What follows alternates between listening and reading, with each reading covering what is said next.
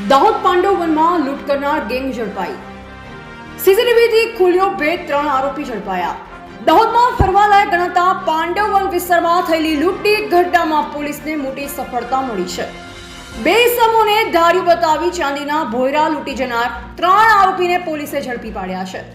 આરોપીઓ દાહોદના ખજુરિયા ગામના હોવાનું સામે આવ્યું છે. બી ડિવિઝન પોલીસ મથકે નોંધાયેલ ગુનામાં સીસીટીવી ફૂટેજ અને હ્યુમન ઇન્ટેલિજન્સના આધારે આરોપીને પકડી પાડવામાં આવ્યા છે. પોલીસે 3 આરોપીઓ પાસેથી લૂંટમાં ગયેલ ચાંદીના ભોયરા તેમજ લૂંટમાં ઉપયોગમાં લેવાયેલી સ્પોર્ટ બાઇક પણ કબજે કરી છે. Okay sir.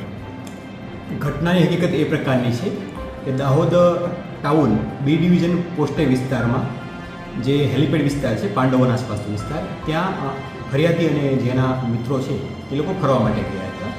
એ દરમિયાન 3 અજાણ્યા ઇસમો હતા એ ત્યાં આવી અને ધારીઓ બતાવી, એમને મારી નાખવાનો ડર બતાવી એમની પાસેથી હાથમાં પહેરેલા 2 ચાંદીના કડા એટલે કે ભોરિયા અને એના ખિસ્સામાં રહેલું પાકીટ રોકડ રકમ હતી એ લઈ ગયેલા હતા.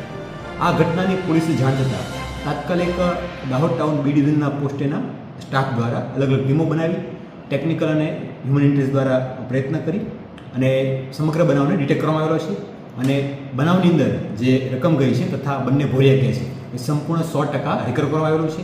આ ઉપરાંત જે યમાહા ગાડી આરોપીઓ વાપરી છે એ પણ કબજે લીધી છે અને ધાર્યું પણ જે મળ્યું હતું એ પણ કબજે લેવાયું છે. આરોપીઓ છે એ ગરબાડા તાલુકાના જેસાવાડા વિસ્તારની અંદર આવેલા ખજુરિયા ગામ છે ત્યાંના વતનીઓ છે, જેઓના નામ જોવા જઈએ તો ઇસ્માઇલ ફતિયા પલાસ, હીરાભાઈ શિકુભાઈ પલાસ અને વિપુલભાઈ રૂમારભાઈ પલાસ છે.